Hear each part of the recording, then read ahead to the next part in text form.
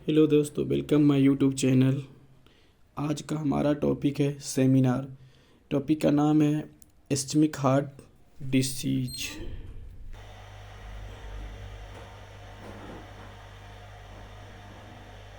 सबसे पहले हम अपने टॉपिक का नाम लिखते हैं, उसके बाद इंट्रोडक्शन लिखते हैं, फिर डिफिनेशन लिखते हैं। सबसे पहले क्या लिखते हैं? टॉपिक नेम लिखते हैं, उनके बाद इंट्रोडक्शन लिखते हैं, उनके बाद डिफिनेशन लिखते हैं, देन उनके बाद इंसिडेंट्स लिखते हैं।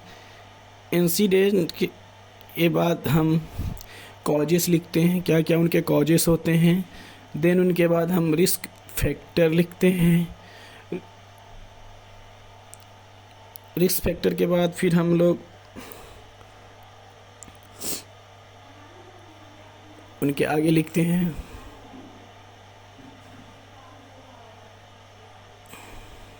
और उनके क्या क्या रिस्क फैक्टर होते हैं, थोड़ा सा उसको डिस्क्राइब कर देते हैं। एवं प्रकार से सारे टॉपिक को इंक्लूड करते हैं।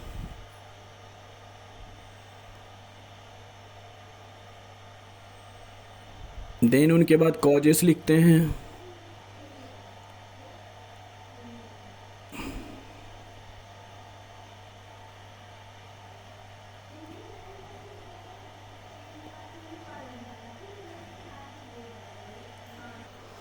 फिर उनके बाद एनाटॉमी एंड फिजियोलॉजी लिखते हैं, अर्थात हार्ट का पूरा फिजियोलॉजिकल लिखते हैं। उनका पूरी तरह से फिगर मेंशन करते हैं और फिर उनको हम लिखते हैं।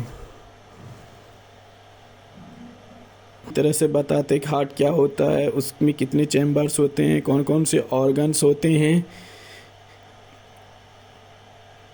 और उन ऑर्गन के नाम लिखते हैं और उनको डिस्क्राइब करते हैं।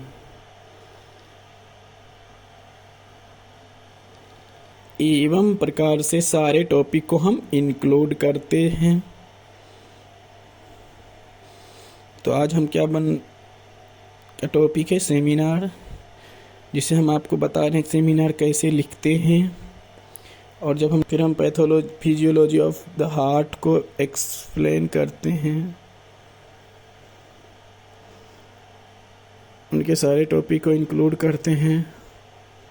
फिर हम देन उसके बाद पैथोफिजियोलॉजी लिखते हैं। पैथोफिजियोलॉजी लिखते हैं, जैसे लिखे हैं हमने ड्यू टू इटियोलॉजिकल फैक्टर्स लिखे हैं, देन इट लिस्ट, फिर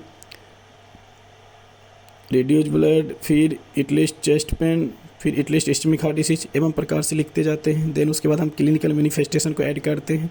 क्लिनिकल मैनिफेस्टेशन में हमने देखा है कि चेस्ट पेन होता है, डिक्रीज कार्डिक आउटपुट होता है, ईसीजी, सारी चेंजेस देखने को। फिर उनके बाद हम डायग्नोस्टिक एवल्यूएशन लिखते हैं। इसमें सबसे पहले हम हिस्ट्री टेकिंग लिखते हैं, फिजिकल एग्जामिनेशन लिखते हैं, ईसीजी लिखते हैं, इंडियोकार्डियोग्राफी लिखते हैं, कोरोनरी एंजियोग्राफी लिखते हैं। अर्थात जो जो टेस्ट इनके अंदर पाए जाते हैं वो सारे टेस्ट को हम लिखते हैं और उनको डिस्क्राइब करते हैं। देन उसके बाद हम कॉम्प्लिकेशन लिखते हैं। फिर उनके बाद मैनेजमेंट लिखते हैं। मैनेजमेंट के अंदर दो टॉपिक आते हैं, pharmacological management and non pharmacological management. Pharmacological management और नॉन फार्मेकोलॉजिकल मैनेजमेंट।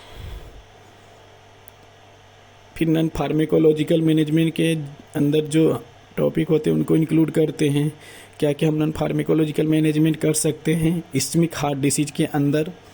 यदि किसी पेशेंट को इस्चमिक हार्ट डिसीज है तो हम क्या क्या फार्मेकोलॉजिकल मैनेजमेंट कर सकते हैं। फिर उनके बाद उनके सारे टॉपिक को डिस्क्राइब करते हैं।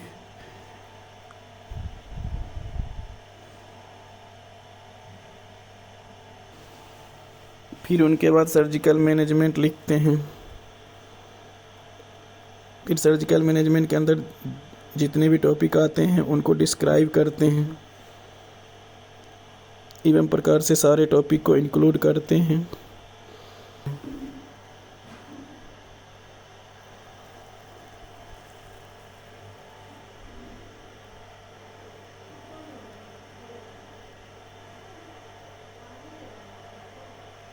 फिर उनके बाद नर्सिंग डायग्नोसिस ऐड करते हैं। नर्सिंग डायग्नोसिस के बाद गोल, इंटरवेंशन, एब्यूलेशन एवं प्रकार से सारे टॉपिक इंक्लूड करते हैं नर्सिंग डायग्नोसिस के अंदर।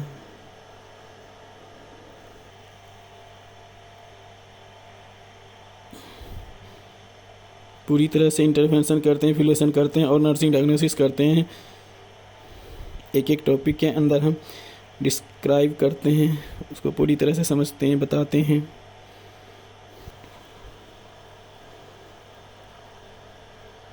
तो आज हम पूरी नर्सिंग डायग्नोसिस कैसे लिखते हैं, क्या उनका मोटो होता है, उसके बारे में हमने पूरा टॉपिक इंक्लूड किया है। शायद आपको पूरी अच्छी तरह से समझ में आए। 5 नर्सिंग डायग्नोसिस होते हैं और 5 नर्सिंग डायग्नोसिस कैसे लिखते हैं, कैसे उसका इंटरवेंशन करते हैं, ये सारी चीज़ें इस वीडियो में बताया गया है।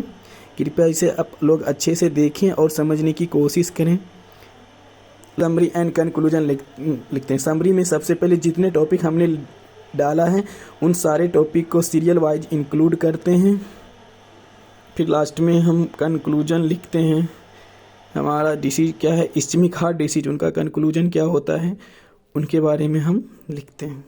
और सबसे लास्ट में हम बिब्लियोग्राफी लिखते हैं। जब भी हम बिब्लियोग्राफी लिखते हैं तो हम मिनिमम 4 पॉइंट हम बुक के लिखते हैं, 4 नाम बुक के लिखते हैं और मिनिमम 2 नेट से लिखते हैं। तो इसी प्रकार हमने इसमें डाला है, हमने इसमें 4 बुक के डाला है और 1 नेट का डाला है। तो प्लीज़ आप लोग इसे समझने की कोशिश करें, देखें, फॉलो करें, सब्सक्राइब करें और सपोर्ट करें।